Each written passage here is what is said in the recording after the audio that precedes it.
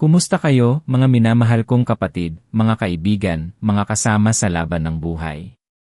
Napakasarap sa pakiramdam na magkasama-sama tayo muli dito, sa espasyong ito na puno ng pag-asa at pagbabago.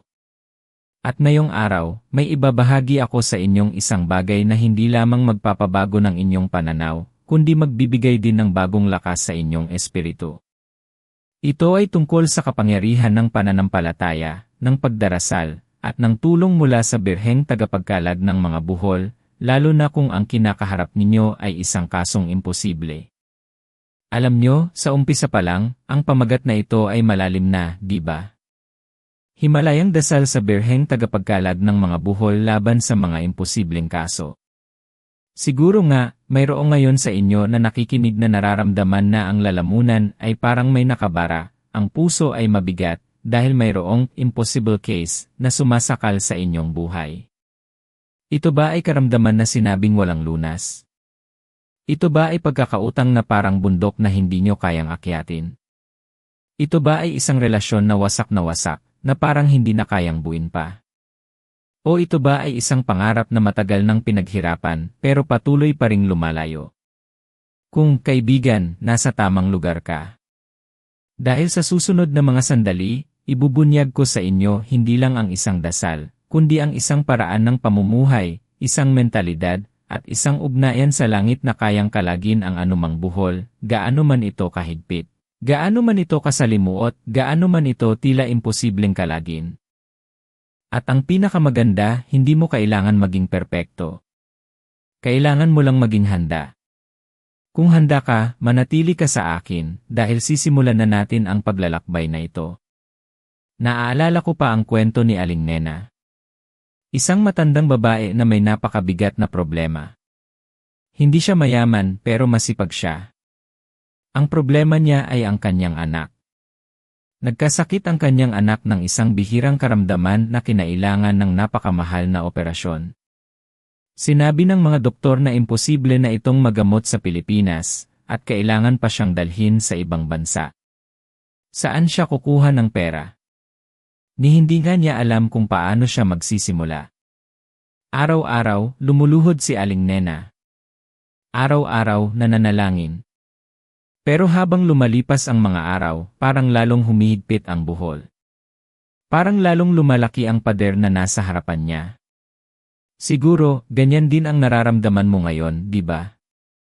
Ang pakiramdam na gaano man karaming luha ang ibuhos mo, gaano man karaming panalangin ang sambitin mo, parang walang nakakarinig. Parang walang nangyayari. Pero dito na nagiging interesante ang lahat.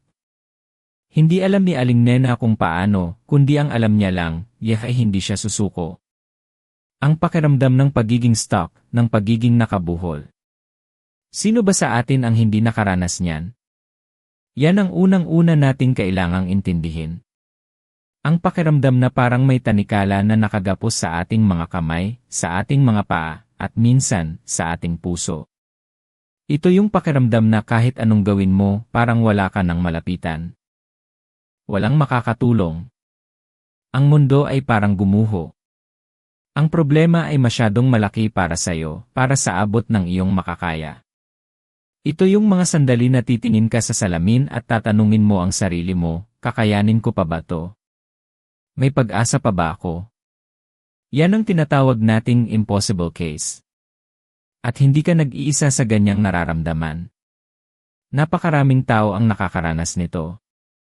Mga taong may malalim na sugat sa puso, mga taong nawalan ng pag-asa, mga taong nagdududa sa kanilang sarili, sa kanilang kakayahan, at minsan, maging sa Diyos. Pero may sasabihin ako sa iyo, kaibigan. Ang nararamdaman mo ngayon, ang sakit na dinadala mo, ang pagkabuhol na iyong nararanasan, ay hindi na destino. Ito ay isang yugto. Isang yugto na mayroong matinding aral na gustong ibigay sa iyo ang buhay, at lalong-lalo na ang Diyos.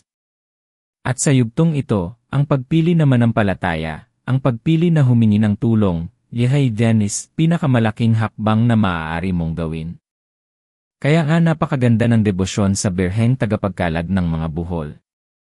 Narinig mo na ba siya? Si Maria na may kakayahang kalagin ang mga buhol.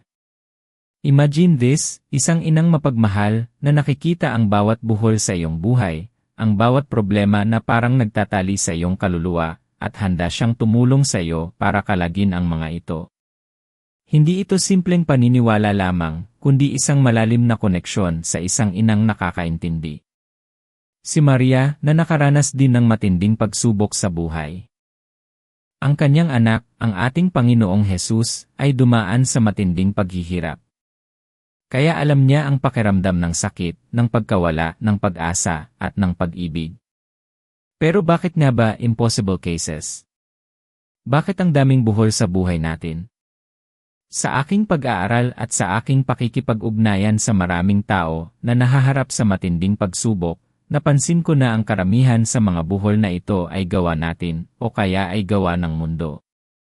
May mga buhol na gawa ng pagdududa, ng takot, ng galit, ng pagiging mapagmataas. May mga buhol na gawa ng pag-iisip na hindi ako sapat, hindi ko kaya, wala akong halaga. Yan ang mga buhol sa loob natin. At mayroon ding mga buhol na gawa ng labasang mga pagsubok sa ekonomiya, ang mga sakit na dumarating, ang mga hidwaan sa pamilya. Lahat ng ito ay nagtatali sa atin. Pinipigilan tayo na maging tunay nating sarili. Pinipigilan tayong lumipad. Pinipigilan tayong makita ang kagandahan ng buhay. Ang sekreto, mga minamahal, ay hindi sa paghanap ng isang magic formula. Hindi rin ito sa paghihintay ng instant na pagbabago. Ang sekreto ay nasa pagbabago ng ating perspektibo. Sa pagbabago ng ating ugnayan sa problema, at sa pagbabago ng ating ugnayan sa Diyos. Dito pumapasok ang konsepto ng isang Himalayang dasal. Hindi ito yung dasal na pilit na binibigkas pero walang puso. Ito yung dasal na mula sa kaibuturan ng iyong kaluluwa, dasal na may kasamang lubos na pananampalataya. Balik tayo kay Aling Nena. Habang lumalala ang kalagayan ng kanyang anak, may isang kapitbahay na nagbigay sa kanya ng isang maliit na rosaryo. Ito ay rosaryo ng Birheng Tagapagkalag ng mga buhol. Noon pa man, deboto na si Aling Nena, pero hindi niya pa nakikilala si Maria sa ganitong papel. Hindi niya alam na mayroon palang tier of knots. Doon niya nalaman na si Maria ay isang inang handang tumulong sa atin, lalo na sa mga problema na parang buhol sa ating buhay. Isang buhol na nagtatali sa atin, na parang gumagawa ng imposible ang mga sitwasyon. Ipinakilala sa kanya ng kapitbahay ang debosyon na ito, ang novena. At doon, sa gitna ng kanyang kawalan ng pag-asa, nagsimulang muling sumibol ang isang munting butil ng pag-asa. Dito na natin pag-uusapan ang unang punto na naiba ang pagdarasal ni Aling Nena. Hindi lang siya nagdasal para gumaling ang anak. Nagdasal siya ng mayroong malalim din pag-unawa. Ang pag-unawa na hindi lamang siya humihingi, kundi siya ay nagtitiwala. Yan ang kaibahan. Ang marami sa atin ay humihingi. Humihingi tayo ng milagro. Humihingi tayo ng solusyon. Pero gaano ba kalalim ang ating pagtitiwala? Gaano ba tayo naniniwala na kayang-kaya itong ibigay, na kayang-kaya itong mangyari? Ang sikreto ay hindi lang basta pagdarasal ng mga salita. Ito ay pagdarasal ng buong sarilian. Dito mo ibinubuhos ang lahat ng iyong takot, ang lahat ng iyong pagdududa, ang lahat ng iyong pighati. Pero kasabay noon, ibinubuhos mo rin ang lahat ng iyong pagtitiwala. Ang pagsuko ng iyong sarili sa mas mataas na kapangyarihan. Ang pagtanggap na mayroong mas malaki kaysa sa iyong problema, at mas malaki kaysa sa iyong sarili. Yan ang espiritu ng pagdarasal sa Birheng Tagapagkalag ng mga buhol. Si Maria ay hindi lamang isang inang humihingi para sa atin. Siya ay isang inang nagtuturo sa atin kung paano manampalataya. Kung paano magtiwala sa Diyos sa lahat ng bagay. Naaalala mo ba ang kasal sa Kana? Nawalan ng alak. Isang simpleng problema, pero para sa may-ari ng piging, ito ay isang malaking kahihiyan. Walang humingi kay Jesus, kundi si Maria. Si Maria ang nagsabi kay Jesus, wala silang alak. At ang huli niyang sinabi sa mga tagapagsilbi ay napakahalaga, gawin niyo ang anumang sabihin niya sa inyo. Iyan ang essence ng debosyon kay Maria. Hindi tayo nagdadasal ay Maria. Nagdadasal tayo ay pamamagitan ni Maria para kay Jesus, para sa Diyos Ama. Siya ang ating tulay. Siya ang ating tagapamagitan. Siya ang inang nakakaintindi na kung minsan, ang ating pananampalataya ay mahina at kailangan natin ang tulong niya para maging mas matibay. Ang ikalawang punto ay ang pagbabago ng pananaw sa mga buhol sa buhay mo. Hindi ito sumpa. Hindi ito parusa. Maaaring ito ay isang paanyaya. Isang paanyaya upang mas lumalim ang iyong pananampalataya, mas lumago ang iyong pagkatao, at mas matuklasan ang isang kapangyarihan sa loob mo na hindi mo pa nakikita.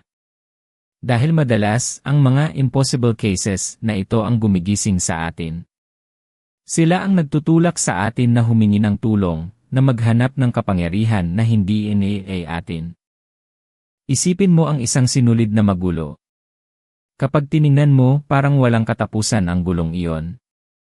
Parang imposibleng ayusin.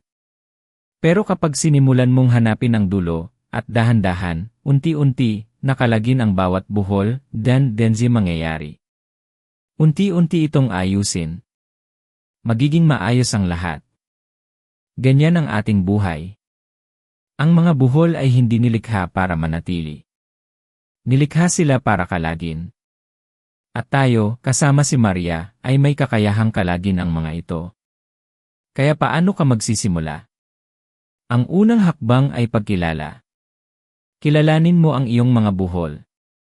Ano ang bumabagabag sa iyo? Ano ang nagpapahirap sa iyo? Ano ang nagpaparamdam sa iyo na imposible ang sitwasyon? Isulat mo. Ilabas mo. Huwag mo itong itago sa dilim ng iyong puso.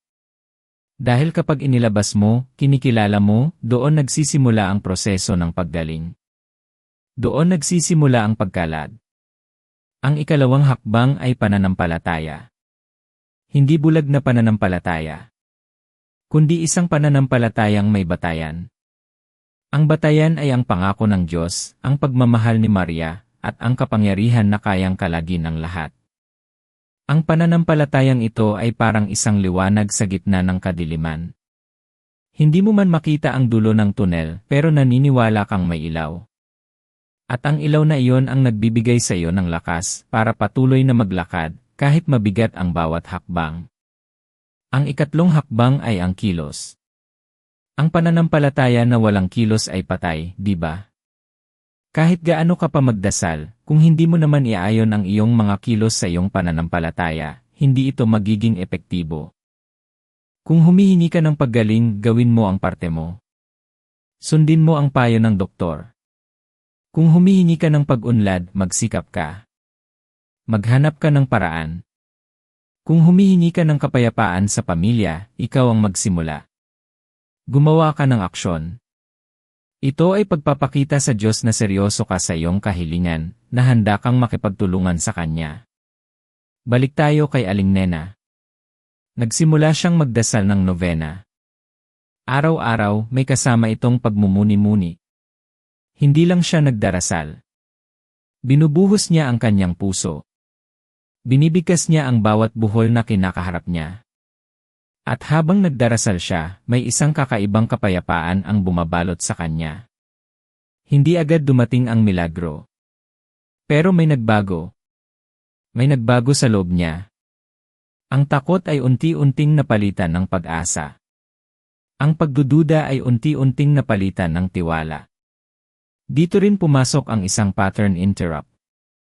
May isang araw, habang naglalakad siya, may nakasalubong siyang isang matandang kaibigan na matagal na niyang hindi nakikita. Nagkwentuhan sila. At doon nalaman ng kaibigan ang problema ni Aling Nena. At sa hindi inaasahang pagkakataon, ang kaibigan pala niya ay may kakilala sa isang organisasyon na tumutulong sa mga kaso ng bihirang karamdaman. Isang organisasyon na matagal nang hinahanap ni Aling Nena pero hindi niya makita. Ang pinto ay biglang bumukas.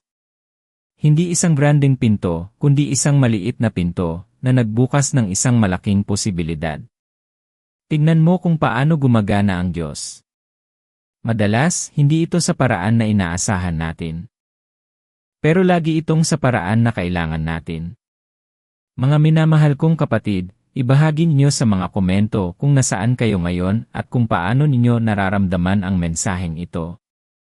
Mahalaga ito para sa akin upang mas maintindihan ang ating pamilya at makalikha pa ng mas maraming nilalaman na nagbibigay pagbabago. At dito na tayo sa mga malalalim na tanong. Paano kung hindi pa rin mangyari? Paano kung matagal? Paano kung parang lalong lumalala ang sitwasyon? Yan ang mga tanong na nagpapahirap sa atin. Yan ang nagiging dahilan para tayo ay sumuko. Pero tandaan mo ito, hindi ay atin yan oras. Nasa Diyos ang oras. At ang kanyang oras ay laging perpekto. Hindi ibig sabihin na kapag hindi agad nangyari ang gusto mo, ay hindi ka na dinidinig. Maaaring may mas malaking plano siya para sa iyo. Maaaring may mas magandang regalo siyang inihanda.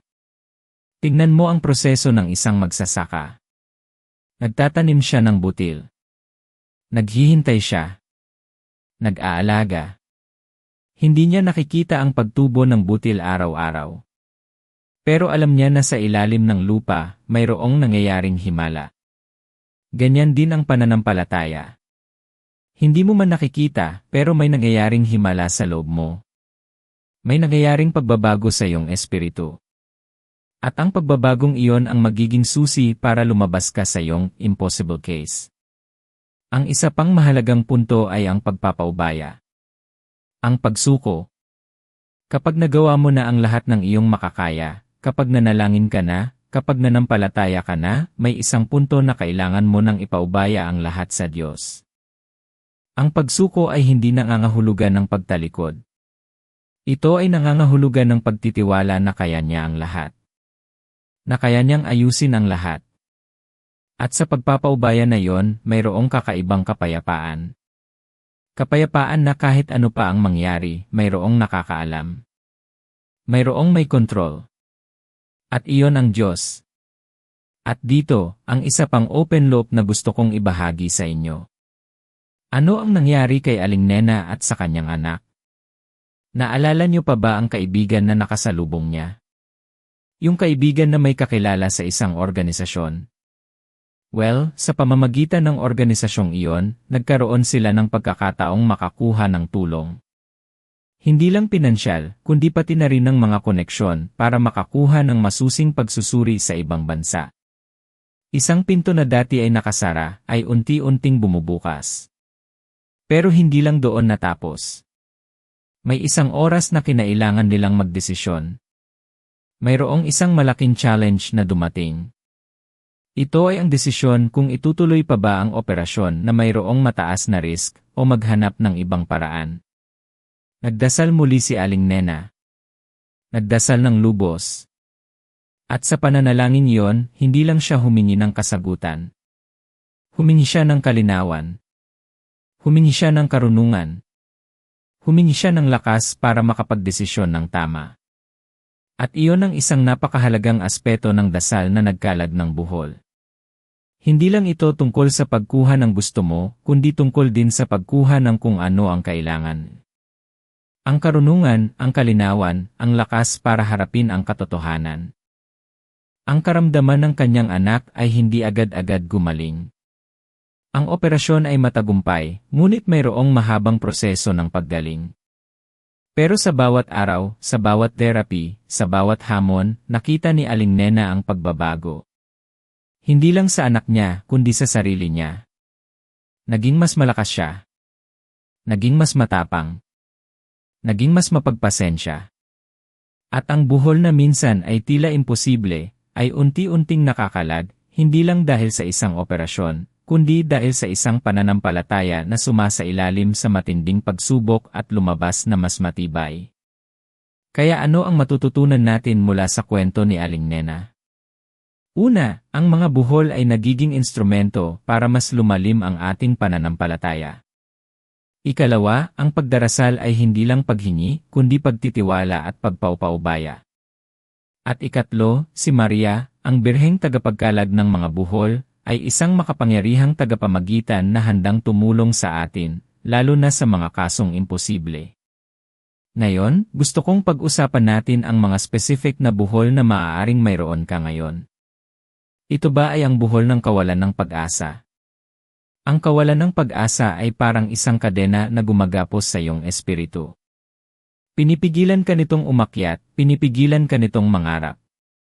Pero tandaan mo, kaibigan, ang iyong potensyal ay iles malaki kaysa sa iyong naiisip. Ikaw ay nilikha para sa isang pambihirang layunin. At ang kawalan ng pag-asa ay isang isang kasinungalingan na sinasabi sa iyo ng kaaway o ng iyong sarili. Ang katotohanan ay may pag-asa. Laging may pag-asa. Ito ba ay ang buhol ng takot?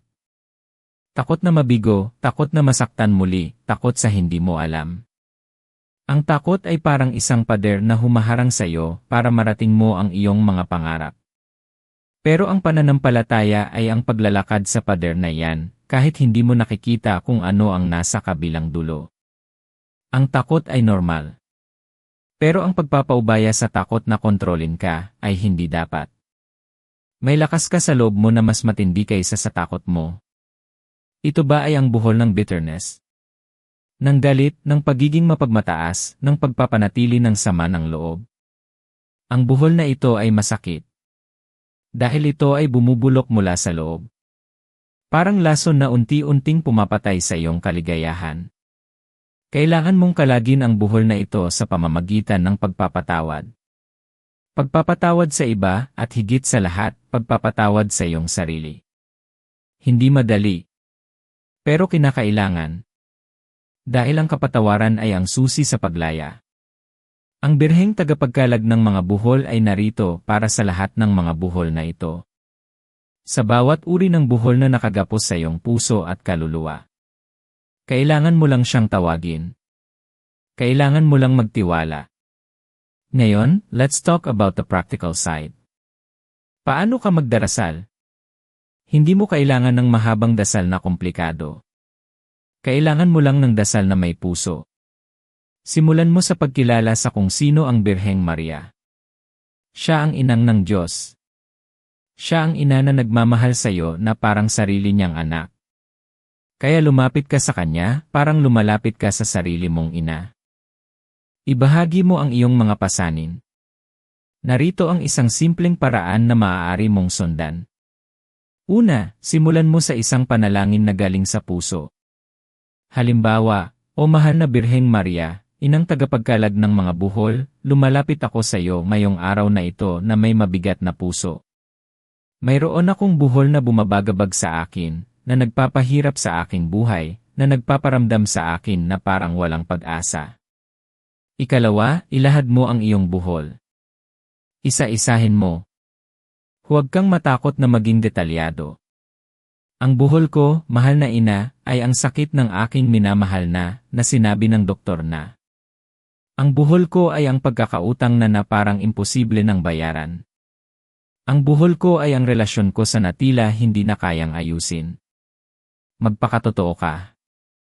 Hayaang lumabas ang lahat ng nasa loob mo.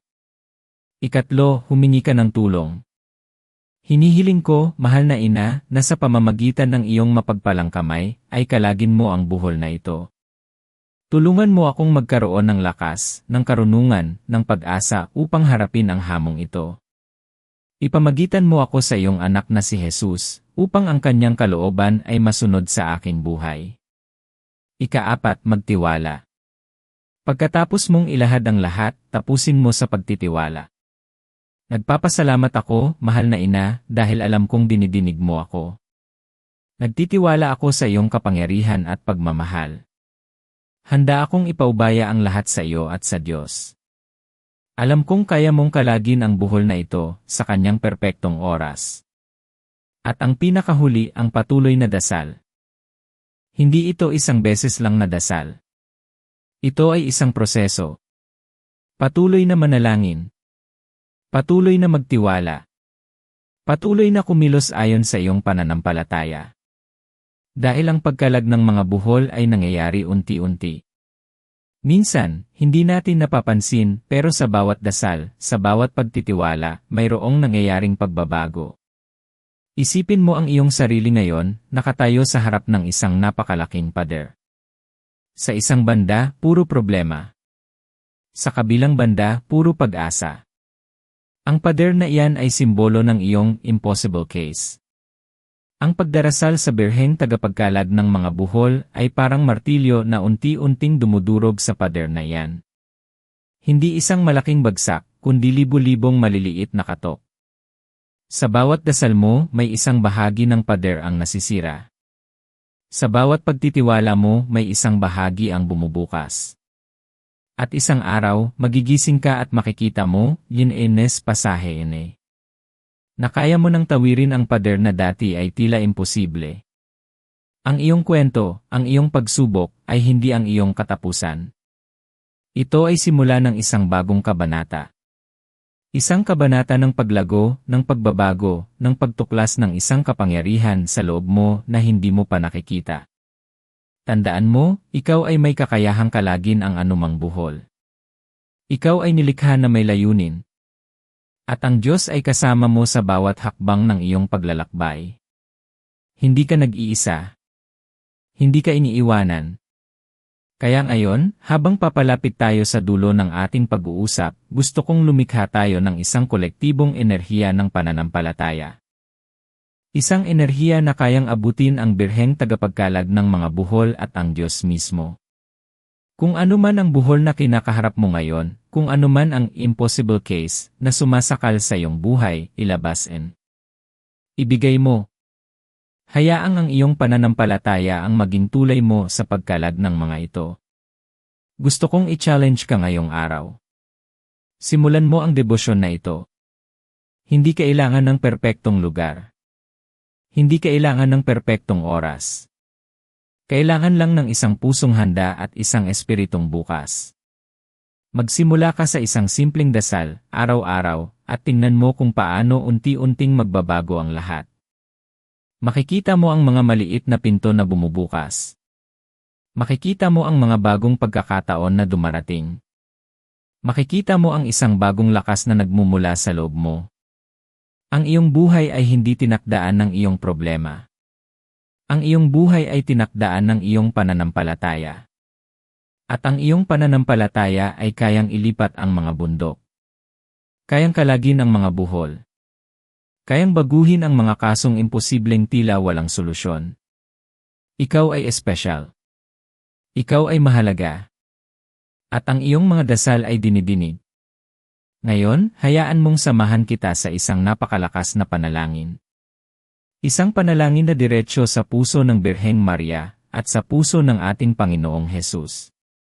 Sabayan mo ako, kung nais mo, at hayaan nating ang bawat salita ay maging isang susi na magbubukas ng iyong mga buhol. Sa ngalan ng Ama, ng Anak, at ng Espiritu Santo. Amen. O mapagmahal na Birheng Maria, Ina ng Diyos at Ina ng Sangkatauhan, lumalapit kami sa iyo ngayong araw na ito na may mga puso na puno ng pag-asa at pagtitiwala. Kinikilala namin ang iyong kapangyarihan bilang birheng tagapagkalag ng mga buhol, na may kakayahang kalagin ang anumang problema na nagpapahirap sa aming buhay, gaano man ito kahigpit, gaano man ito kasalimuot. Inilalahad namin sa iyo ang aming mga buhol, ang aming mga impossible cases na tila walang solusyon. Inilalahad namin ang buhol ng. Inilalahad namin ang bawat pagkakataon na kami ay nawalan ng pag-asa, nawalan ng tiwala sa aming sarili, at sa kapangyarihan ng Diyos. Inilalahad namin ang bawat takot, bawat pagdududa, bawat pighati na aming dinadala. O mahal na Ina, sa pamamagitan ng iyong mapagpalang kamay, at sa kapangyarihan ng iyong anak na si Jesus, hinihiling namin na kalagin mo ang buhol na ito. Hinihiling namin na bigyan mo kami ng lakas, ng karunungan, at ng pananampalataya upang harapin ang hamong ito ng may tapang at pagtitiwala. Ipamagitan mo kami sa Diyos Ama upang ang kanyang banal na kalooban ay masunod sa aming buhay. Gabayan mo kami sa bawat desisyon, sa bawat hakbang, upang ang lahat ng aming gagawin ay maging ayon sa kanyang plano. Nagpapasalamat kami, mahal na Ina, dahil alam naming dinidinig mo kami. Nagtitiwala kami sa iyong walang hanggang pagmamahal at pag-aalaga. Nagtitiwala kami na sa iyong perpektong oras, at sa paraan ng Diyos, ang aming mga buhol ay unti-unting kakalad. Tulungan mo kaming manatiling matatag sa pananampalataya, na laging umasa, at na laging magtiwala na mayroong mas malaking plano para sa aming buhay. Ikaw ang aming gabay, ikaw ang aming pag-asa, ikaw ang aming inang laging nagmamahal. Sa pamamagitan ni Kristo, aming Panginoon, na nabubuhay at naghahari kasama ng Ama at ng Espiritu Santo, magpakailanman. Amen. Sa ngalan ng Ama, ng Anak at ng Espiritu Santo. Amen. Maraming salamat, mga minamahal kong kapatid, sa pagsama sa akin sa mahalagang paglalakbay na ito. Umaasa ako na ang mensaheng ito ay nagbigay sa iyo ng bagong pag-asa, ng bagong lakas, at ng isang bagong pananaw sa iyong mga impossible cases. Tandaan mo, ang iyong kwento ay hindi itapos. Ang iyong pinakamaganda ay paparating pa. At ang Diyos ay kasama mo sa lahat ng ito.